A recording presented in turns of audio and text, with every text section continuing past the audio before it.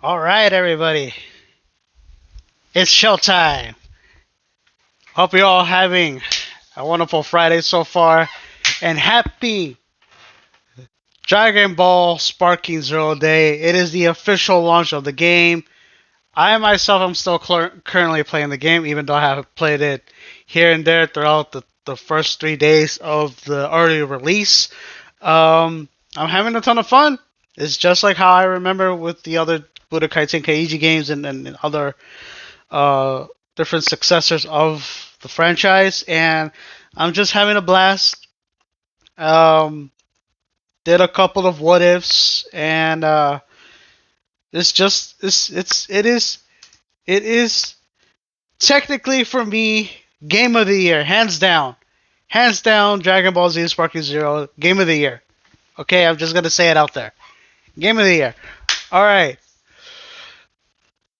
let's move on to some gaming news. We got a little bit of I think let me see here. What do I have here?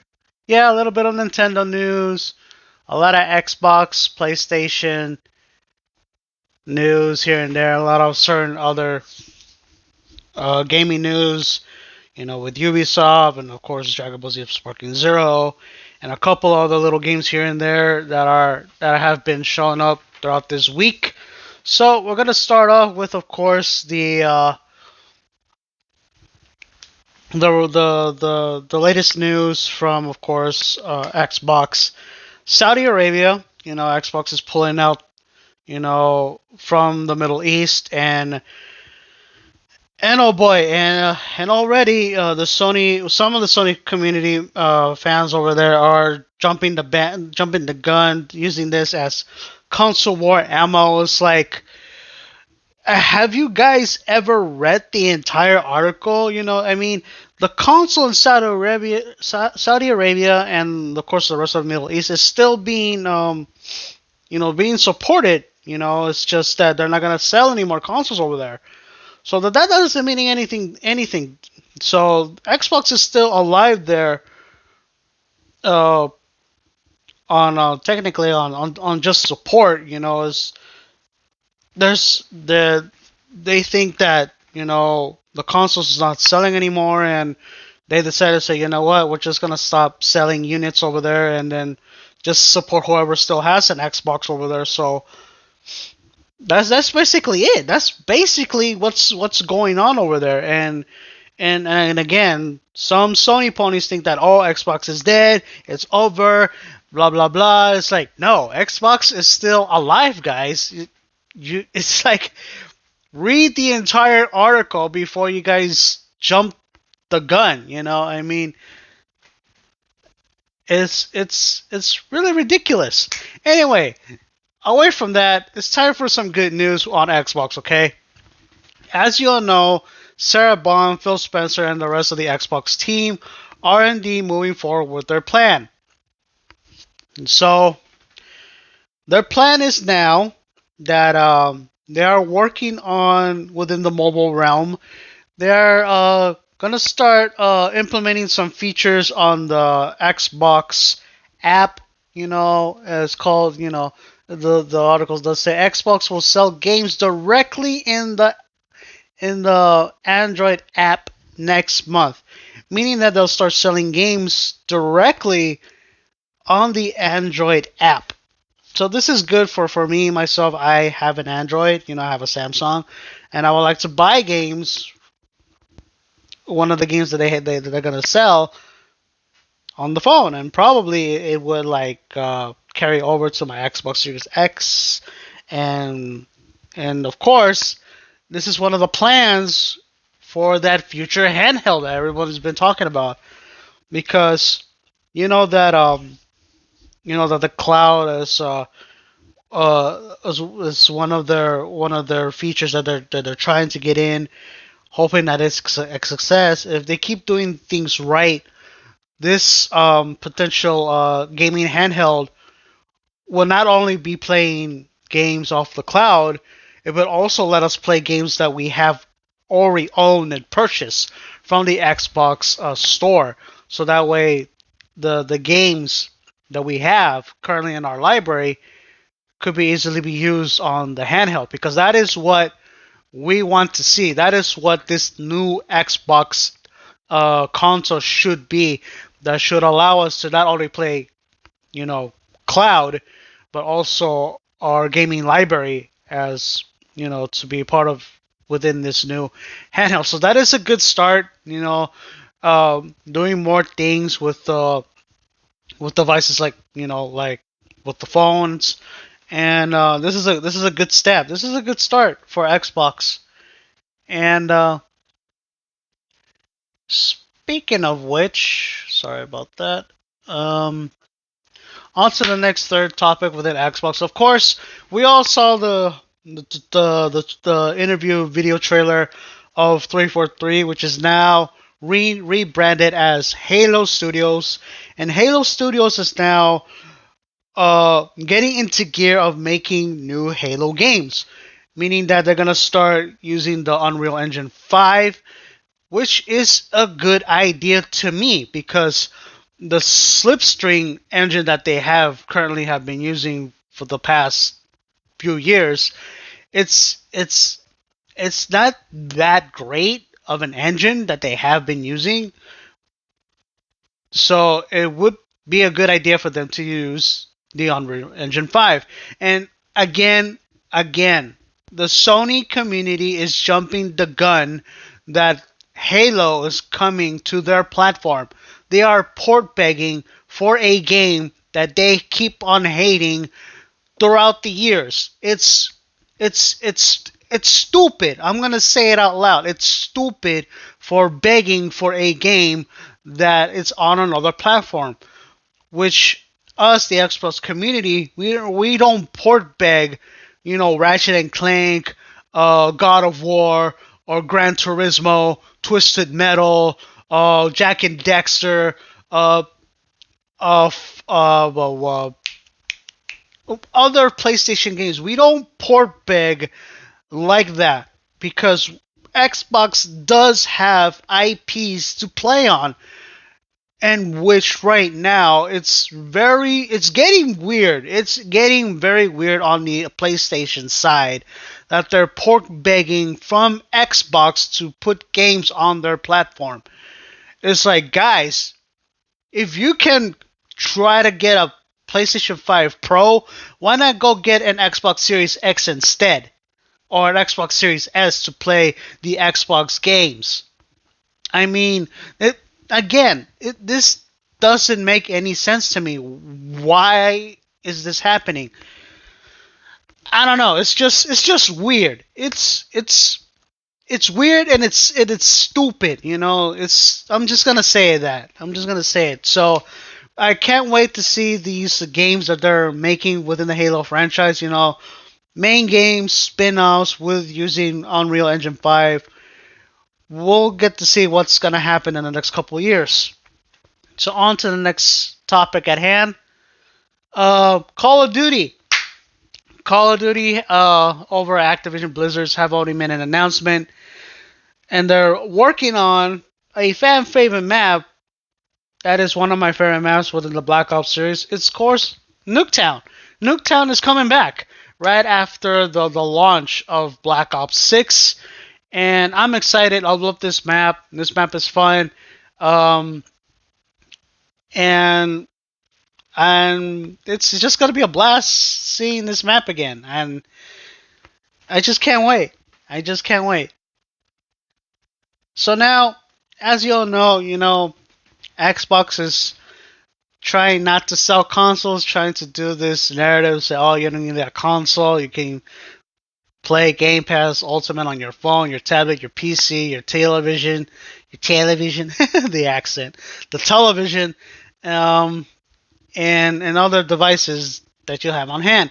So already, Amazon is doing a special sale on their Fire Sticks, and it's only $80, and it's a starter kit where you have to have the Fire Stick device, Game Pass, and an Xbox controller. But not just any Xbox controller. This is one of those see-through transparent controllers that are out now in different colors.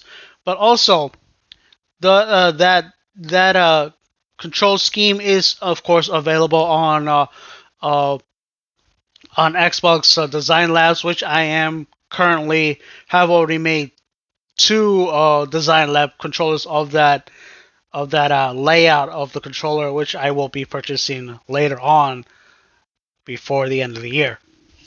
So there's a starter kit, $80 for the Fire Stick kit with an Xbox controller, and Game Pass. So if you guys are not interested in getting a console, try out the Fire Stick. So on to the next topic, Ubisoft. Of course, you all know they're having big troubles, but there is a development. It's called Splinter Cell.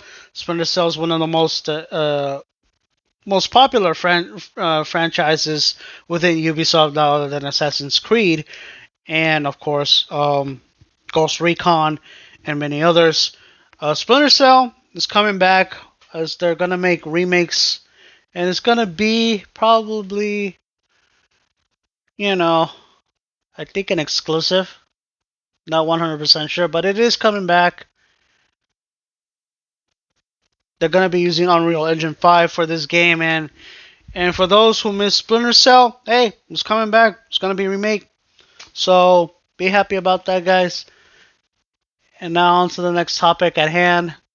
Again, Dragon Ball Z Sparking Zero has made tremendous amount of numbers since the first 3 days, and hopefully we'll get more bigger numbers because the during those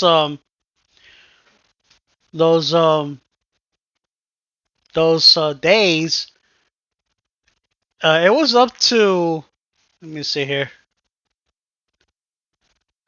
90,186 players. I think those are the numbers for today, I believe, because a few days ago it was up to 30,000 on Steam, but we will get to see more numbers later on, combining with PC, PlayStation, and Xbox, to see how many players were actually playing Sparking Zero. And I'm telling you, this game is awesome.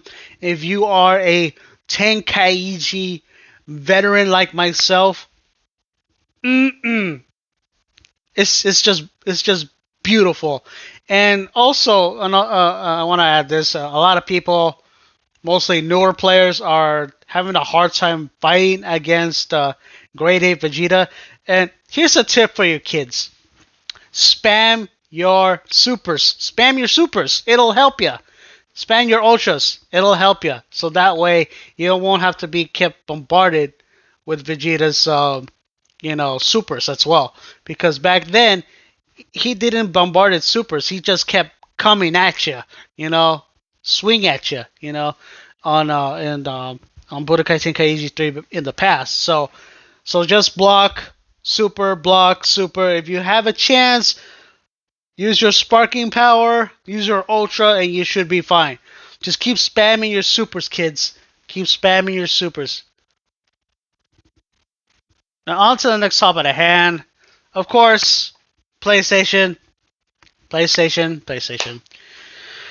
Now I know that the big launch of the pre-orders for the PlayStation 5 Pro has had one out, and then all of a sudden the anniversary collection has already been sold out because of scalpers. Because I knew that was going to happen, but the original PlayStation 5 Pro has been restocked. It is being sold for pre-orders right now, and they're all stocked. But the funny thing is, not many people are buying it, because why? Why upgrade to a Pro when you already have a PlayStation 5? There is no reason to upgrade. There is no realistic thing to do that, especially for $700. I mean, who's gonna buy something like that? Because if you have a collection of PlayStation 5 games that is physical media, you're gonna have to buy the disc tray. the disk drive, and that's another $30. So that's $730. $730 more. And again, there's no need to get this console unless you're planning to get GTA 6. But even though Digital Foundry has already said it, I don't think that the PlayStation 5 Pro isn't going to hit that native 60 on any game. I mean, come on. It's a good thing that the Xbox did not make a mid-jit refresh because they don't need to do that. And Phil Spencer was right. So, on to the next topic. Excuse me. So now, of course, Until Dawn has been out for the PC and PlayStation 5 Pro for the PlayStation 5, not the Pro. It's already getting negative feedback, like tremendous. Both of these games on both platforms have been buggy. They've been crashing. They have not been holding up to 60. It's always been going down to 40 to 30, and it's a disaster for a first party game. And people are calling it the next Concord. That you remastered a game that's already been out on the PlayStation 4, and you just couldn't just optimize the current. I mean, this is why I keep saying this again. This is why Xbox does it better with optimization with the games that they have. And it's bad. This is really bad for PlayStation. And not only that, they even pull out the PlayStation 4 version. They delisted the Until Dawn PlayStation 4 version to make people buy the PlayStation 5 version. That is the most scammiest thing ever. This is even worse that they were trying to make you buy a PlayStation 5 Pro. I mean, this is bad. This is really, really bad. So, there you have it. There is the new Concord on Until Dawn. I mean, that's really sad. That is really sad. Time for a little bit good news for all you God of War veterans out there. The fans of the original trilogy, it's being rumored that the original games of the God of War from the PlayStation 2 and PlayStation 3, and then of course the PlayStation Portable games are supposedly being remastered. Now, these games should have been remastered a long time ago. Let's just be honest. But it's a good thing they're doing it now because they need to remaster older titles from the past. PlayStation, PlayStation 2, PlayStation 3, and the PlayStation Portable. Because they cannot keep remastering PlayStation 4 games because it doesn't make any sense. So, if you guys are hyped for this, go ahead and buy it. The question is for me, am I going to buy it? No, because God of War, the franchise of itself, has not been my cup of tea at all since the very beginning. So don't come at me with that because I don't like the franchise. I can't say that enough.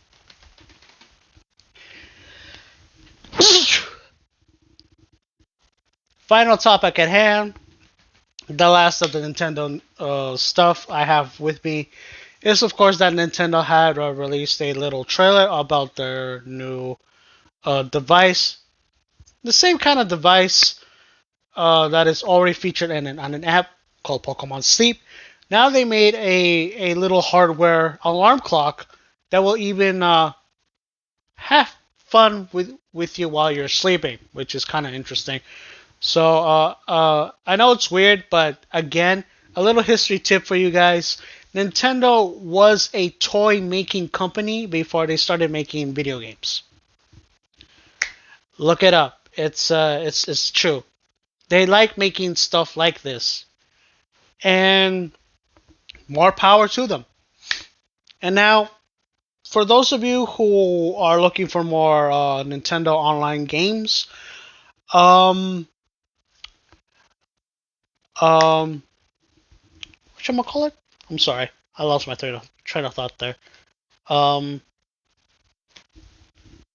let's see. F-Zero games.